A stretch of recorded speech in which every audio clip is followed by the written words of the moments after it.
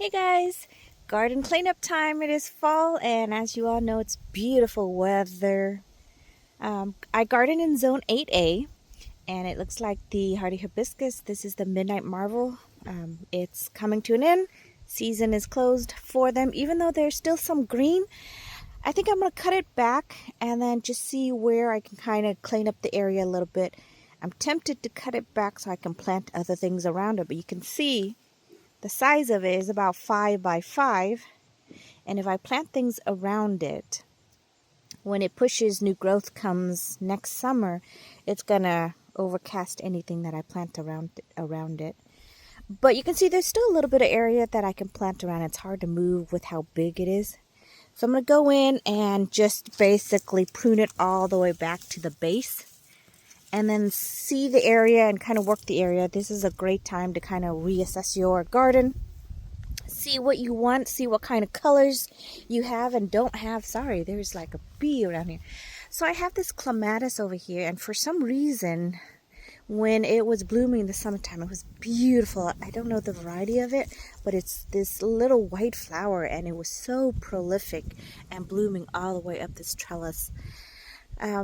But you would think that after it blooms, it's forming like these seed pods.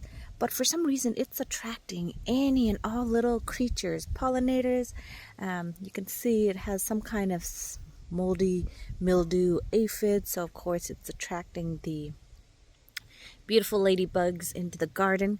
And here's a little baby ladybug. You can see ladybugs are so weird. This is how they look as they mature, and then eventually when they mature they look like this. And I'm digressing from my project, but this area over here is so prolific with all of the pollinators, and I don't know what's attracting them because I don't see anything else other than yucky stuff. And I'm not gonna come in and prune it back. This is really my first time with clematis, and you can see on the insides it's dying out, but all these outsides still has greens. And I think it blooms on previous year's growth, like last year's growth. It blooms on that. So I don't want to come in now and trim them and then miss my growth for next year. So I'm just going to leave it and see what I want to do next year. But you can see, look at all these like little looking bees, but they're not like the honeybees.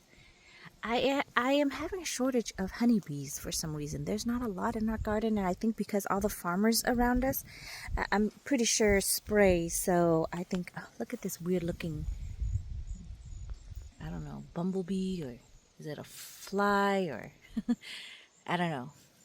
Don't want to get too close, but it's ginormous. Look at how big that leaf is, and it's like covering the whole leaf.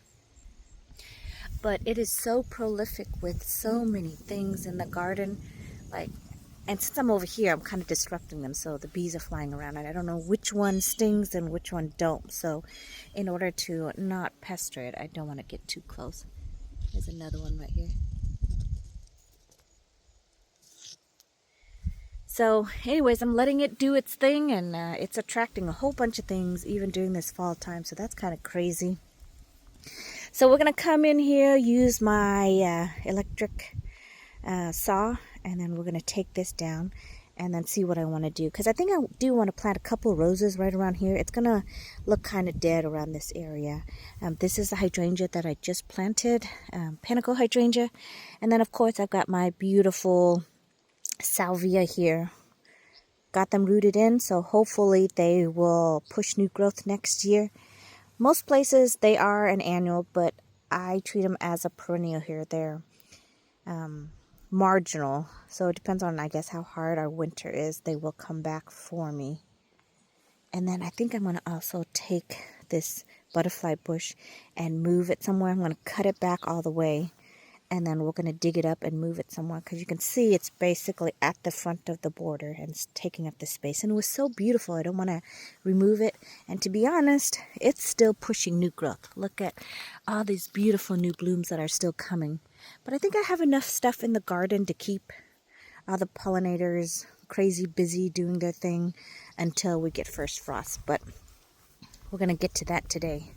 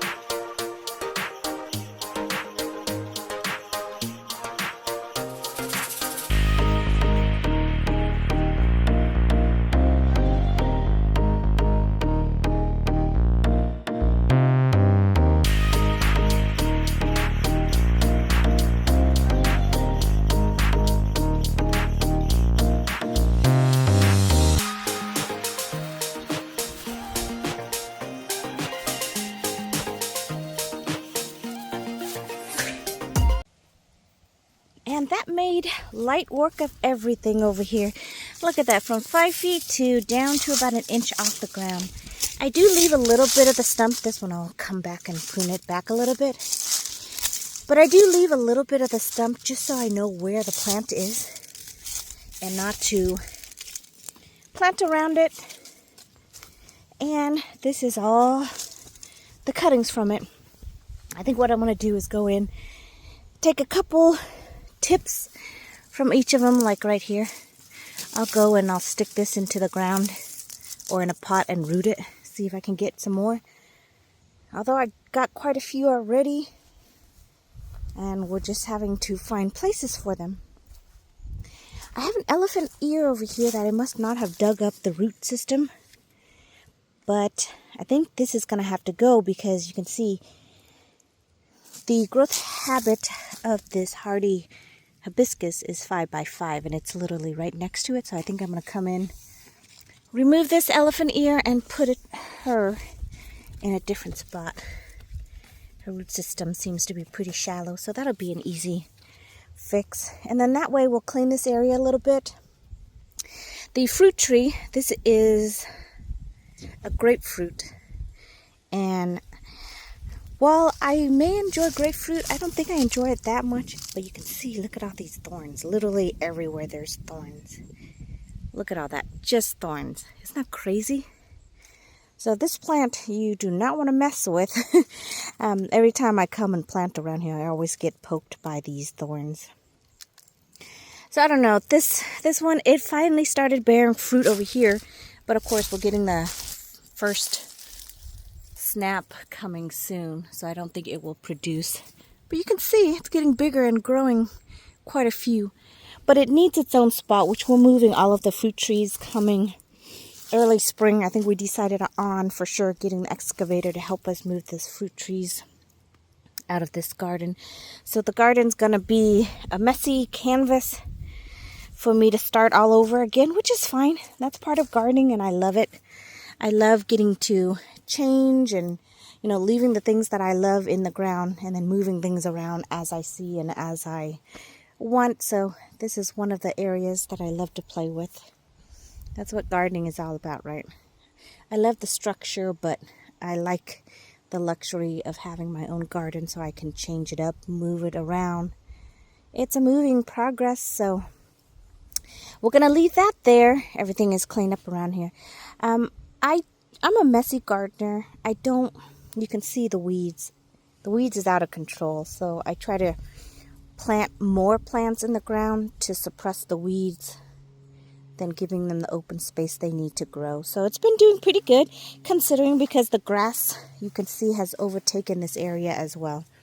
But when you overplant, it looks like this, and then it suppresses all the weeds underneath. So that's kind of what I'm going for.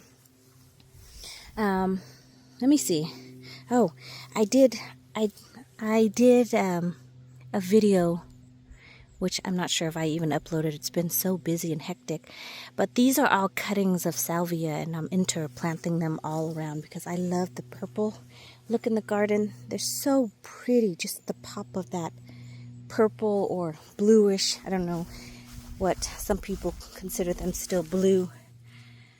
They're more blue than purple, but for some reason sometimes it looks purple. So just going in, you can see what the ground has been worked on. That's where I'm coming in and putting things into the ground, since fall time is such a great time to transplant or put all the stuff in the garden so it can kind of get situated before the winter.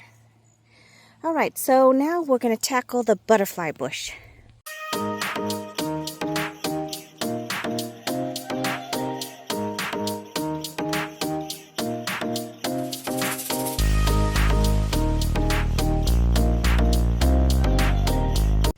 I'll tell you one thing, that DeWalt saw definitely makes the job a lot easier than having to individually go in and prune it with my pruners. And you can also use your lopter too, but sometimes I think that's almost too hard to use for me personally. You can see this one here. This was one of them that I trained into a standard, so I let the trunk get really big and bushy. Sometimes when you do that though, it tends not to want to push new growth from the trunk any longer. It tends to only like to push new growth from the main stem, but once you get that stem too woody, it doesn't really always want to produce. So if you want to keep it to the structure, make sure you cut it all the way back down so that it flushes with new growth, and every time you do that, it'll just keep stimulating new growth. But let's see, over here I was trying to mimic that on this one, and you can see there's really not new growth. Looks like I planted this underneath the bulb and it's coming out. But see how the trunk right here doesn't have any growth on it? And it's starting up here from where this terminal bud, or this area where there's a bud. So it depends on how you want to look. I like it this way a lot better because then I can get in with the weed eater. And I can weed eat a lot easier when there's not growth down here. Whereas if you look at this one has new growth pushing out because it's a new one I did from a cutting. So this one is not very mature, which is why it has growth coming from the base. And it's a little bit floppy. So if you do tend to cut it all the way back, the flower stalk tend to be just slightly floppier than the ones that have a little bit more growth to it. But it's very hard to get over here to weed eat because you can see if I weed eat this area, I'm going to cut back all these beautiful flowers and blooms. So there's risks and rewards for how you choose to do what you do. Now, if you have a garden that doesn't have weed and grass in it and you don't have to weed eat, that's ideally the best. But my garden's not like that, so that's how I like to grow it. And then that way I can go in and do what I need to get done. I am tempted to take back this vermillionaire. Look how big and beautiful she still is. And it bloomed from early spring almost to all the way until now. I mean, look at it. It's still beautiful. And it's still attracting look at this bumblebee trying to get into there. He can barely fit his head in there, but he's like, I'm going to go for it. It's like, I need to find one that I can fit my head in. Look at him trying to cram his whole head and body in there. It's like, that's not for you. That's mainly for the hummingbird, which has the beak that they can get into there. A lot easier. But you can see there's still little buzzers flying around trying to get the pollen. All right, so that's fairly good. Look at what the area opened up. This will be quite interesting. And then I'll go in. Now, I do have, this is, of course, a hydrangea, the mop head.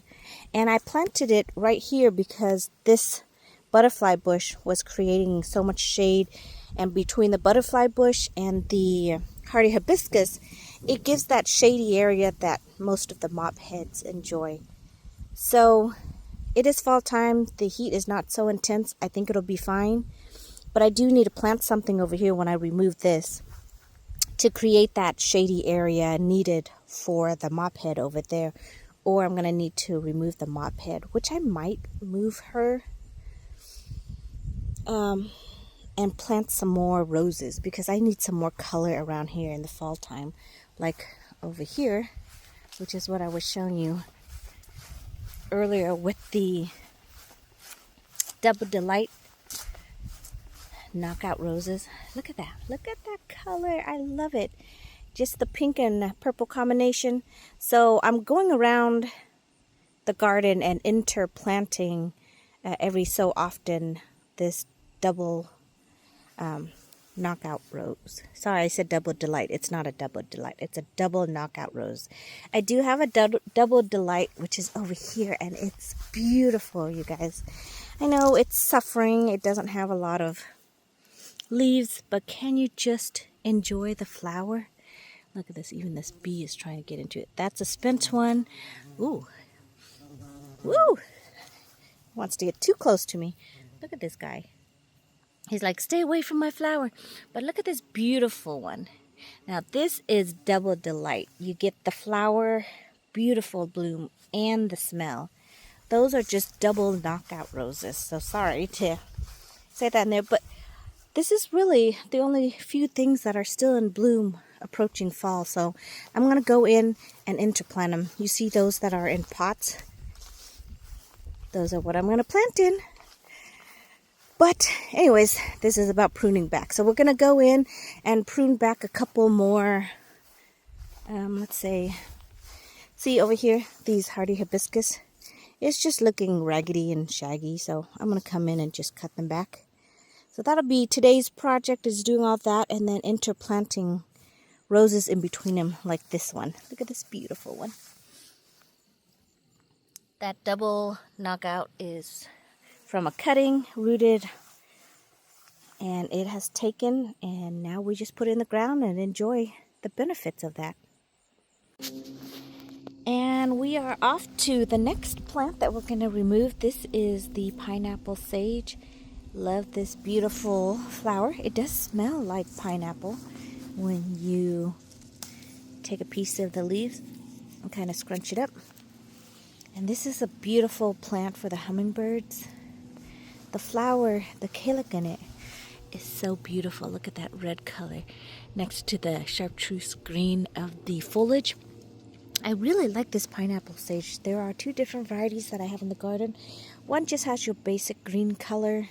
This one is more of a golden yellow color. The more sun it gets, the more yellow it turns. So it does provide interest both in foliage and in the calyx of the flower. But I think it's time. I'm going to remove it. My goal is to plant the center of the garden with just roses. You can see this one. This is a cathedral bell. She's really floppy. She grows very beautifully. I love her. She is very fragrant and very beautiful. Look at this. Isn't that gorgeous? But she has a tendency to get really long and leggy, and I'm not sure why. And then when any kind of windstorm or rainstorm comes, she flops over. So I think I might need to provide her with some kind of stake to kind of lean up against. Like you can see here, she's got other stems that are fairly long, but I don't know, this one's just too heavy. And then I want to remove this rose over here. She's been transplanted several times and I can't seem to find a place for her, and she seems to like this spot. Look, there it goes again. She really seems to like this spot, but the cleomes is kind of taking over. So I think what I like to do is remove her and put her over here. I think that'll be a good place for her to get transition into springtime, and then she can still flower. But you can see she's still flowering beautifully. Look at this beautiful dark, like burgundy color. Isn't that gorgeous? It's like a royal burgundy. But you can see most roses need full sunlight, and she's kind of stuck back there. So we'll get her out of that place and then put her in another place. And then the coneflower is doing great. Another bumblebee just napping on the flower. There's another kind of pollinator, some kind of fly, bee, slash, whatever they are. And the cleome is doing great over here. So they are annual, so they will die back. That's why I'm kind of letting them get situated into this spot. And then once they're done, that cold snap will come and they'll die back, and then I'll just remove them. But they regrow from seedlings, so the seedling is really prolific. If you let these seed head drop, they will form new flowers everywhere. So if you don't want it, you just remove them. The newer varieties, I think, are a little bit more smaller in stature, and they don't have thorns. These guys, amazingly enough, look beautiful, is beautiful, but then when you go in to touch them, they have like these massive thorns that I keep getting tangled in. But you can see how the pollinators are loving them. And it's such a beautiful, whimsical flower. So they gave me 2 sets of growth. I had one in the springtime. They bloomed summer long. They petered out. I dug them up. I removed them. And then from the seed came a new set. So just letting it go, let it be, and just let the pollinators do their thing and enjoy what's left before that frost comes and nips everything.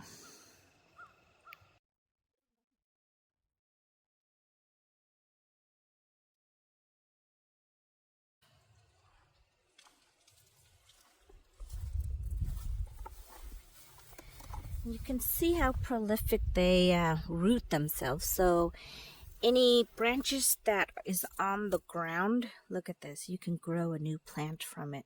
So you only need one pineapple sage, and then kind of like how you root things from cutting, just let it touch the soil and it develops root and grow from there.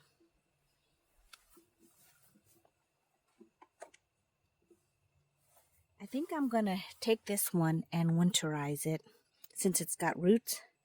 Just prune everything back and just let it kind of reset itself for next year. So I'm just gonna, just like this, and then I'll plant it just so, and then we'll have a new plant for the springtime.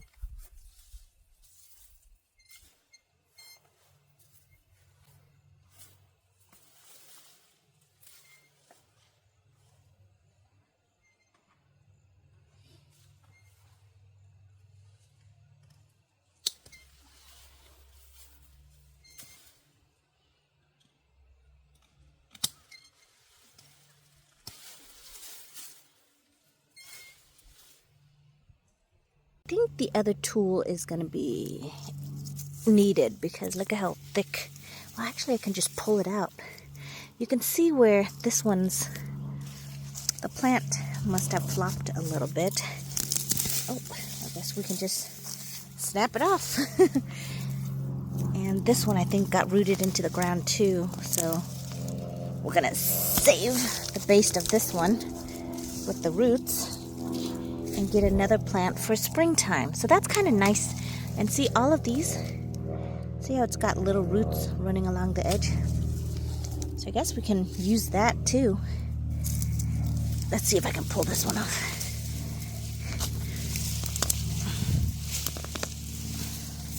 Ooh, I guess we'll just snap it off. Alright, so there's the root system.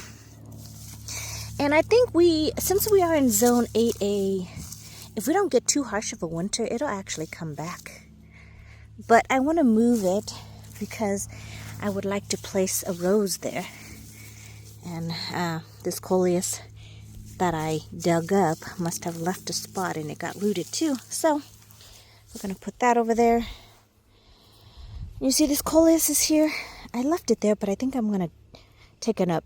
Now coleus will not survive any kind of frost whatsoever, and they won't come back. So I think I might come in and just dig that up. And I had planted some salvia over here, so I'm hoping that it'll grow and it'll push through. So my idea is to have a rose hedge, a circular rose hedge, and then inside that layer has the purple salvia sticking through, and then that way you'll kind of have a uniform layer of that purple bluish flower, and then on the outside is different varieties of roses. That's the thought anyways. I love formal garden, but to maintain a formal garden is so hard. I've just gotten to the point where what I love is what I put in the ground, and one year it may be performing great, the next year not so much. So I come in and I pick and I choose what I like and what I don't during that season, and then for next year I move things around. So you can see it's kind of top heavy on this side, not so much on this side. No cleome seed was spread over here because I really only had one cleome plant, and then from that all the seeds drop, and you can see there's a whole bunch of them. And you can go in and you can dig them up and you can transplant them somewhere else. They will do fine. They do have a tap root, so get in there before they get too big. Like if they stay this small, it's easier to transplant them. Like all these are younglings, young seedlings here. But I don't think they will push growth enough before frost comes, and then they'll just die back. But these ones are so pretty, I'm just gonna leave them and let them be.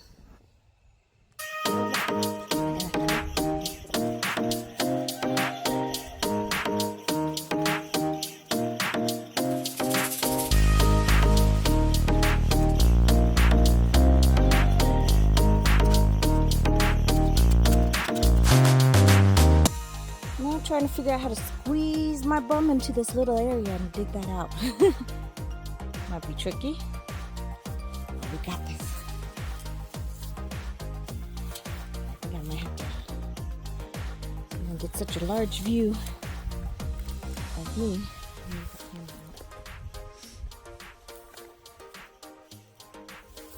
Alright, let's see what we can do.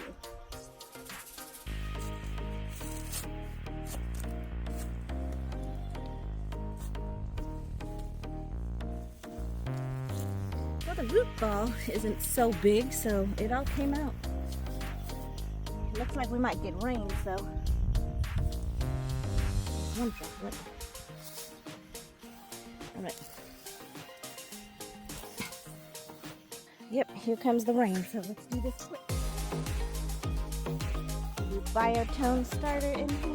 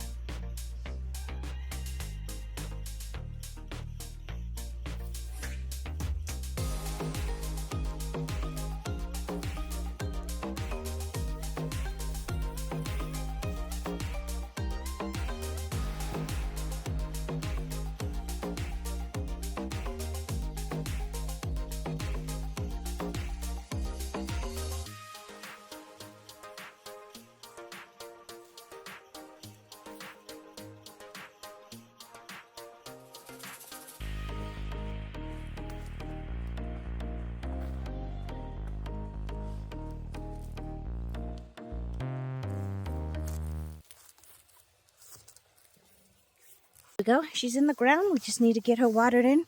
But she's definitely gonna like this spot a lot better because she's getting that much needed sunlight kind of away from everything else. So we got one rose here. There's a small rose cutting that I've just planted. We got Julia Child, Double Delight. And then we've got Miranda Lambert, Cathedral Bell. I do need to remove this coneflower and put another rose right here, I think. And then I might move that hydrangea over there. Make room for another plant or two. And we'll be happily situated. What do you guys think?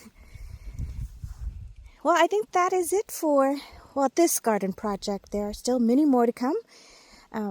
Thank you so much for watching. And I hope you're having a blessed day. I will see you in the next video. Goodbye, everyone.